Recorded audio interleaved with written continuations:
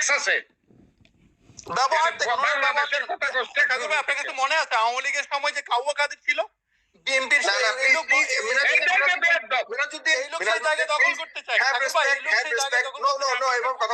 বেশিরভাগ লোক 90% বয়স্ক সম্মান নিতে চায়। ছেলে দেখেন ওনার ব্যবহার দেখেন সাগর ভাই আপনার অনুষ্ঠানে আপনি এ ধরনের ব্যবহার অ্যালাউ করেন কিভাবে? সাগর ভাই থ্যাংক ইউ আমাকে জয়েন করার জন্য। আমি নিয়মিত আপনার প্রোগ্রাম দেখি। সো আমি টেক্সাস থেকে বলছিলাম ইউএস এর।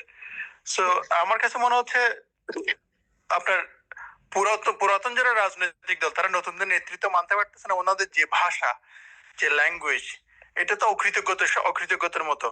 বিএনপি গত 16 বছর একটা ভালো ট্রাক সরাইতে পারে নাই, আর এখন এরা এসে নির্বাচন করে। আপনার মনে আছে সাগর ভাই? সাগর ভাই আপনি কথা মানতে পারতেছেন, সমালোচনা সহ্য করতে পারে না। এদের ব্যবহার সম্মান নিতে জানে না। সাগর ভাই দেখেন এদের ব্যবহার দেখেন, এদের ব্যবহার দেখেন।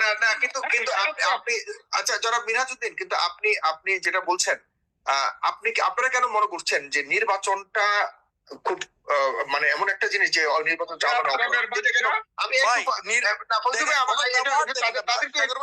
জিজ্ঞাসা করি নির্বাচনটা কেন মনে করেন ট্যাক্স আছে ব্যবহার আপনার কাছে মনে আছে আওয়ামী লীগের সময় যে কাউয়া কাদের ছিল বিএনপির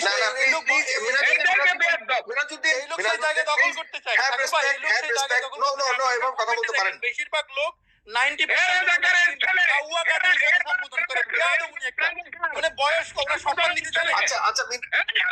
ছেলে দেখেন ওনার ব্যবহার দেখেন সাগর ভাই আপনার অনুষ্ঠানে আপনি এ ধরনের ব্যবহার অ্যালাউ করেন কিভাবে? মানুষের ভাষা সহ্য করতে পারেন। আচ্ছা মিনহাজউদ্দিন আচ্ছা ঠিক আছে আমি ঠিক আছে আপনি যেটা বলছেন শুনেছেন কথা বলেছি আমি একবার আচ্ছা ব্যবহার দেখেন ওনাদের আচরণ ঠিক আছে। আচ্ছা ঠিক আছে বজলু ভাই ঠিক আছে আমি তাকে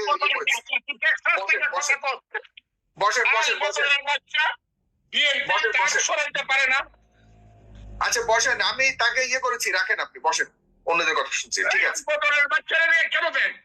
আচ্ছা ঠিক আছে এখন সবাই তো আসতে পারে কে কি প্রশ্ন করে জানি না ঠিক আছে আপনি বসেন অন্যদেরকে দিচ্ছি বসেন। করবেন না আসসালামাইকুম। গতকালকে একটা প্রোগ্রাম দেখলাম ফেস দ্য পিপলে একটা ঘটনা দেখে রীতিমতো শকড। মানে আমরা কোথায় যাচ্ছি, কি করতেছি? আমরা কি এই বাংলাদেশে চাইছি? মানে তাদের আচরণে মনে হচ্ছে হাসিনার চলে গেছে, বাট তাদের বাংলাদেশে প্রতিটা কোনায় কোনায় সবকিছু তাদের ব্লাডের অংশ রেখে গেছে, যার কিছু লোকজনের মধ্যে ঢুকে যাচ্ছে। ফজলুর রহমান বাবু সাহেব একজন সিনিয়র পিতৃতুল্য মানে মুরব্বী। হ্যাঁ, মুরব্বী হলেও আমাদের মনে রাখতে হবে যে সে একজন মানুষ, ভুল ত্রুটি করতেই পারে। কিন্তু রাজনৈতিক ব্যক্তিত্ব হিসাবে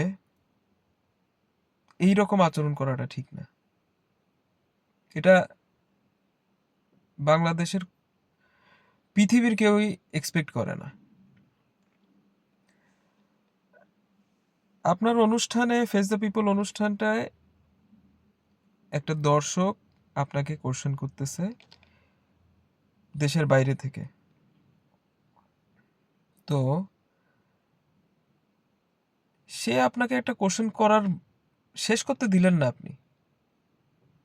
তার মধ্যে যে কথাবার্তা বললেন অ্যাজ লাইক মনে হলো যে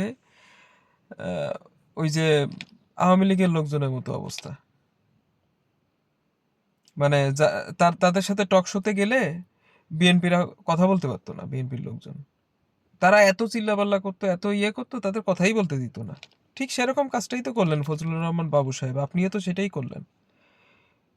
এবং তাকে আপনি আলবদর আল শামস, রাজাকারের বাচ্চা সবকিছু তো বললেনই, তাকে সন্ত্রাসীও বললেন। কোন অ্যাঙ্গেলে তাকে আপনার সন্ত্রাসী মনে হইল?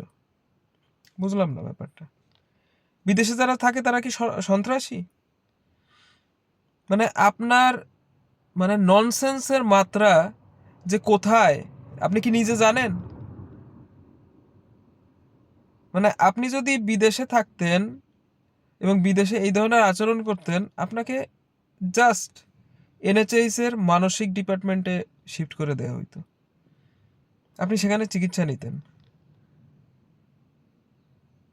বাংলাদেশের আপনাকে পাবনায় রাখা উচিত 2-3 মাস, রেখে আপনার মেন্টালি চিকিৎসা করে সার্টিফিকেট নিয়ে তারপরে আবার আপনার এই রাজনীতিতে জয়েন করা উচিত।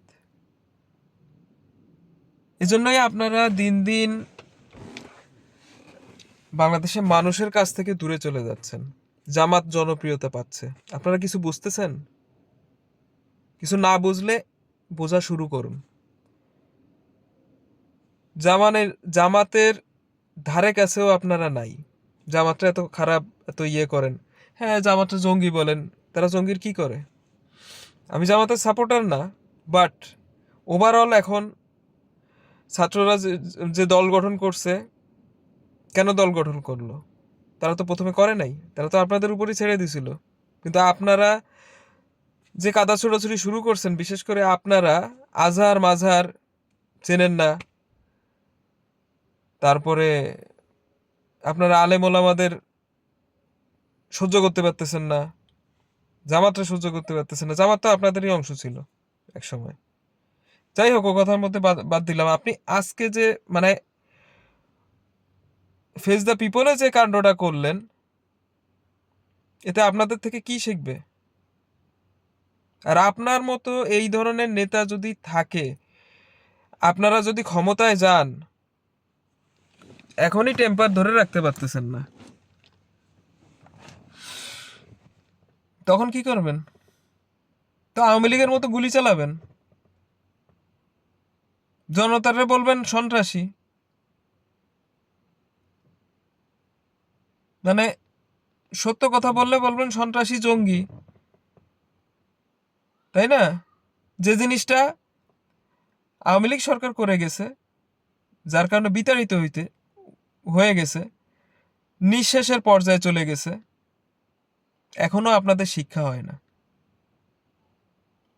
দয়া করে শিক্ষা নেন। আর যদি আচরণগত এই ধরনের প্রবলেম থাকে, দয়া করে আর টকশোতে আসেন না।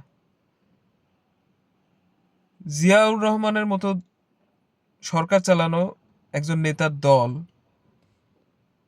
খালেদা জিয়ার মতো একজন নেত্রী, মা তুল্য নেত্রী, মানে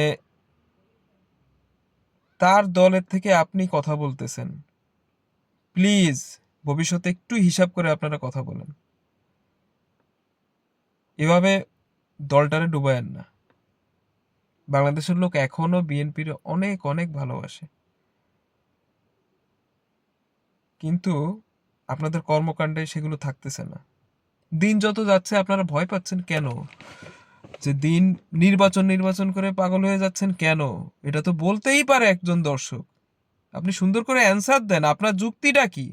কি কারণে নির্বাচন তাড়াতাড়ি চাচ্ছেন? সংশোধন আপনারাই করে নেবেন, সবকিছুই আপনারা পারেন, সবকিছুই আপনারা করে নেবেন। তাহলে এরা যে জীবন দিল, এরা যে এত আন্দোলন করলো, এদের কিছু করতে দেবেন না? 5 বছর তো আওয়ামী লীগই থাকতো, তাই না? আপনারা তো কোনো সুযোগ পাইতেন না। আল্লাহর উসিলায়, আল্লাহর রহমতে যে কোনো একটা কারণে সরকার চেঞ্জ হয়েছে, ভালো কথা। এখন একটু সময় দেন, একটু তাদের দাঁড়ানোর সময় দেন, একটু সংশোধন চাচ্ছে, তারা কি চাচ্ছে সেটা করতে দেন।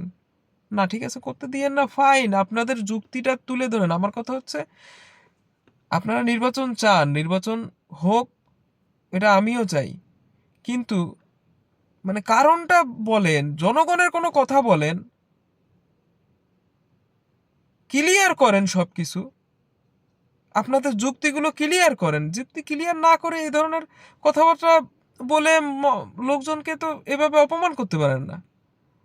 একটা লোক প্রশ্ন শুরু করেছে, তারা গালাগালি দিয়ে আপনি ইয়ে করে দিলেন। এটা কোন ধরনের শিষ্টাচার হইল? আপনার যদি কিছু বলার থাকে বা এভাবে আক্রমণ করাটা ঠিক না। আর সে তো মানে ভয়ঙ্কর লেভেলের কোনো খারাপ কিছু বলে নাই। তার একটা কিউরিয়াসিটি, কেন বালুর ট্রাক সরাইতে পারেন নাই আপনারা, বা ওই সময় আপনাদের কি সমস্যা ছিল, 16 বছর কেন আপনাদের সময় লাগলো। হ্যাঁ ঠিক আছে, আপনারা ছাত্র জনতার সাথে আপনারাও ছিলেন, কিন্তু ফেস তো করছে তারা, এটা তো স্বীকার করতে হবে আপনাদের। এখন কোনো কিছুই স্বীকার করতেছেন না আপনারা খামখেয়ালি ইয়ে করতেছেন, তাহলে আপনারা সরকারে গিয়ে কি করবেন? লোকজনের কাছে কি মেসেজ দিচ্ছেন আপনারা?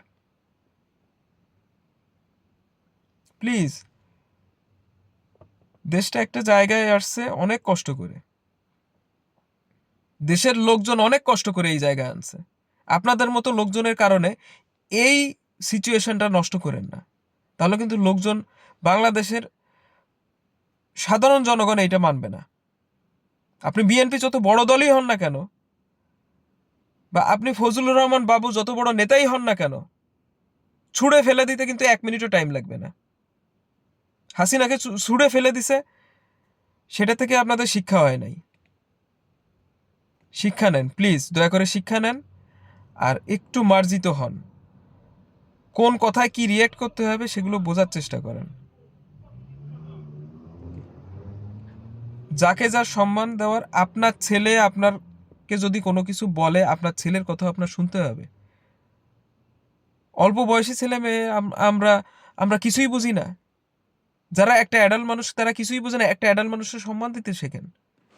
আপনারা বয়স্ক, ঠিক আছে, আপনাদেরও আমরা সম্মান দেব, আপনারাও আমাদের সম্মান দেন, আমাদের কথাটা শোনেন, শুনে সেগুলো সুন্দরভাবে অ্যান্সার করেন। কথা না শুনে এভাবে চিল্লা পাল্লা চেঁচামেচি, এগুলো কিন্তু বয়স্ক লোকদের, আপনি বয়স্ক লোক হইলেও বাচ্চা মানুষের পরিচয় দিচ্ছেন। বাচ্চা মানুষ, একটা মানে কি বলবো, শিশু সুলভ আচরণ করছেন আপনি।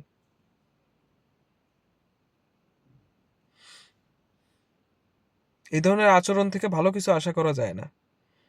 আপনাদের এই আচরণ থেকে ভালো কিছু জনগণ আশা করে না। একজন নেতা মুখে এই ধরনের কথাবার্তা শোভা পায় না। বাবর সাহেবরে দেখেন, 5ই অক্টোবরের পর থেকে বাবর সাহেবরে দেখেন, বিএনপির একটা ছেলে কান্নাকাটি করতেছে তার পিএস হওয়ার জন্য। যথেষ্ট যোগ্যতা রাখে ছেলেটা বলতেছে, আমি বিনা বেতনে আপনার পিএস হতে চাই, আমাকে পিএস হিসেবে আপনি রাখেন। কেন? বাবর সাহেবকে আমারও সেলুট। লোকটা একটা লোক। এই 5ই আগস্টের পর থেকে আমি তাকে ফলো করতেছি। কোনো একটা বাজে কথা নাই, কোনো একটা ফাও কথা নাই, কথা খুবই কম, টুকটাক যা করছে লোক দেখানো কোনো কিছু না। আমার কাছে, আমি জানি না, আমার অন্তর থেকে মনে হয়েছে না, লোকটা মন থেকে কিছু কাজ করার চেষ্টা করতেছে, এবং জনগণ কিন্তু তাকে ভালোবাসে, তার এলাকার লোকজন তাকে ভালোবাসে। বিএনপির অবস্থান কি হোক না হোক ওটা দেখার বিষয় না, জনগণ কিন্তু তাকে নির্বাচিত করবেই, এবং সে তার যোগ্যতা রাখে। ওই ধরনের যোগ্যতা অ্যাচিভ করার চেষ্টা করুন। ফজলুর রহমান বাবু সাহেব, আপনি আমার পিতৃতুল্য লোক। মানুষ মাত্রই ভুল হইতে পারে, আপনার ভুল হইছে, ভুলটা স্বীকার করেন এবং জনগণের সাথে আবার মিশে যান। ছোট মানুষ, অল্প বয়সী মানুষ, একটা বাচ্চারও অবমূল্যায়ন করবেন না। আপনি ছোটবেলায় যদি এই শিক্ষাগুলো না পেয়ে থাকেন, আপনাকে এখন আমরা শিক্ষা দিলাম, জিনিসটা শেখার কোনো শেষ নাই, কোনো বয়স নাই, এটা মনে রাখবেন। ওকে, থ্যাংক ইউ, আল্লাহ হাফেজ।